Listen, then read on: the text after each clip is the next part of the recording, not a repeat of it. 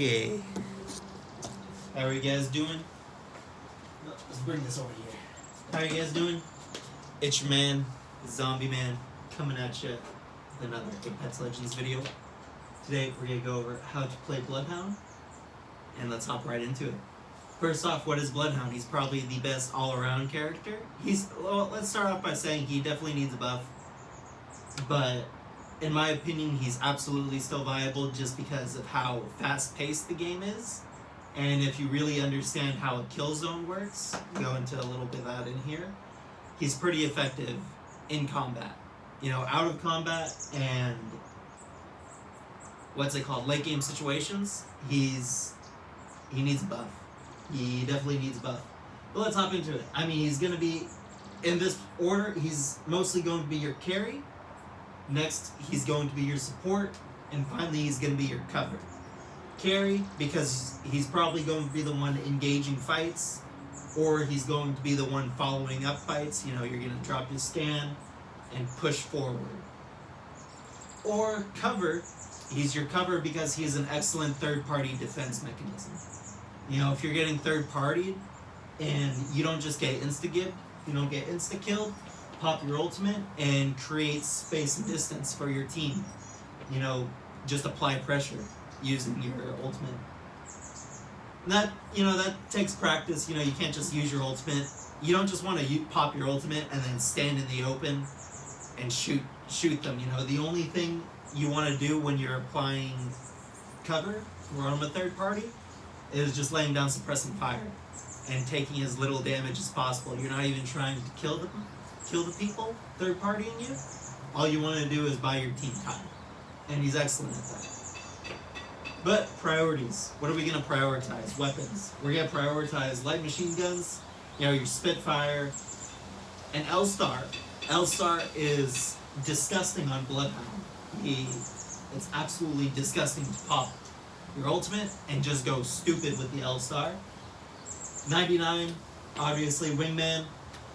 I'm going to go out on a limb here, and I'm going to have to say a Purple Bolt Eva is better than a Peacekeeper. Just on Bloodhound, just because, I mean, you know, you can't argue with the 120 PK shots, but an Eva 8 is going to outdamage a Peacekeeper. If you're in that kind of situation to where it's like, yo, one of you two guys is going to die and you have an Eva 8 and he has a Peacekeeper, you're going to win if you hit your shots.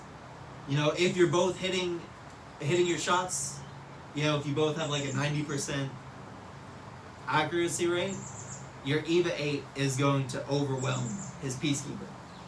So that's really important. You know, when you're going completely ham, when you're going stupid, it's pretty important to be able to beat those Peacekeepers.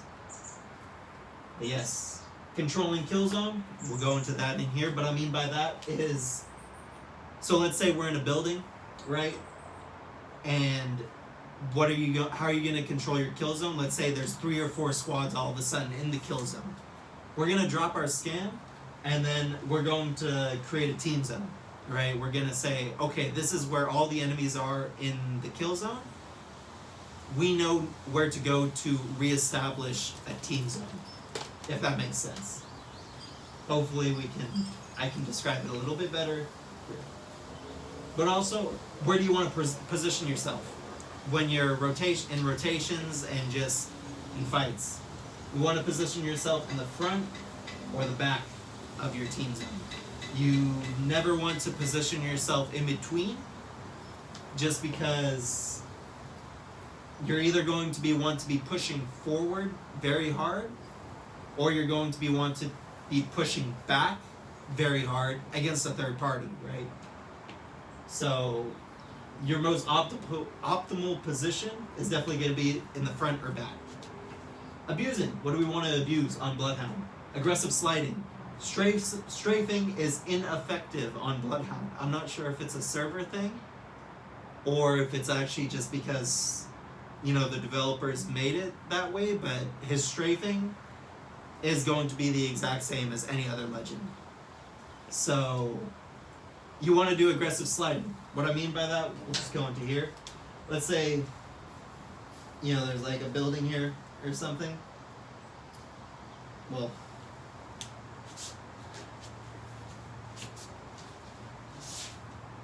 what I mean by that, so, you know, depending on terrain and stuff is going to play into effect, but you're just going to want to be sliding in and out of kill zone.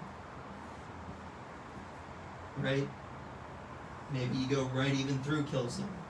You do not, this, I'll show you something. You do not want to do this. Right? You don't want to go to kill zone and then fall back. That's not good.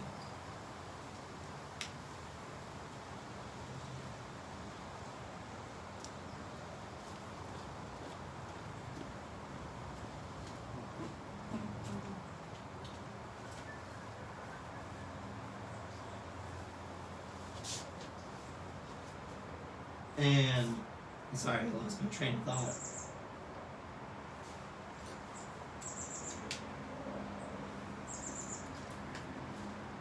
But also creating a team zone in your kill zone. So let's say this. Let's say blue. Blue is where our team zone is, right? We're engaged in a fight. We're in the kill zone. Here comes the net. Here's our original team that we're fighting. And let's say a brand new team. We'll use dots for this. Let's say a brand new team is coming in right here, or let's even say they're coming in from our flank. You know, they're gonna screw us over. We need to reestablish that where the kill zone is. So, you know, one team fight, the kill zone's right here. Two team fight, where's our next kill zone? Our next kill zone is gonna be right here. Right? Depending on the terrain, this team should know or not know that you're getting third partied. If they know you're getting third partied, you know, they're probably going to fall back to right here. We're going to fall back to here. This team's going to have to decide whether, okay, we're going to push into the new established kill zone, right? And then they'll be taking crossfire.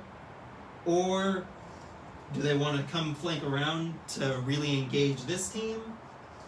Do they just want to harass? You know, there's a lot of things that can happen. Creating a team zone though. Sorry.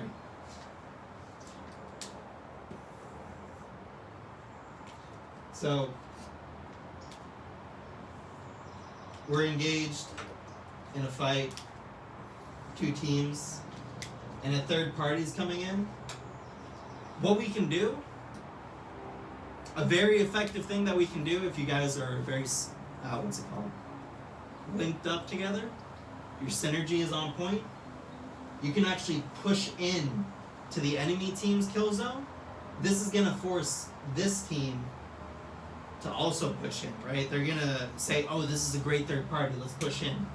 All you need to do is establish a team zone in there, drop your scan, establish a team zone somewhere on this side of your kill zone, right?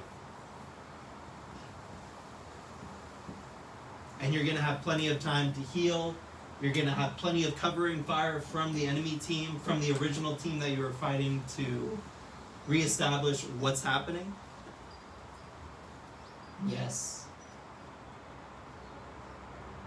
Yes. Quick video, maybe a little confusing. Hopefully I want to try and simplify it a little more. I think it's going to be easier once we actually get into like in-game situations. I think it'll be much easier to actually understand what's happening, what I'm trying to explain with these diagrams and stuff, what's actually happening in like team fights. But until then, we're gonna try and keep it simple. We're gonna try and keep it KISS and keep working through it. But it's your man. I guess I need an outro. I'll just do this. You know, like, subscribe, the YouTube deal. Like, subscribe, leave questions in the comments of how I can simplify it, other things I can do. Tomorrow we'll go over Watson, try and simplify that a little bit. simplify Watson, even though she's pretty straightforward. But yes. It's your man. Zombie Man is out. Peace.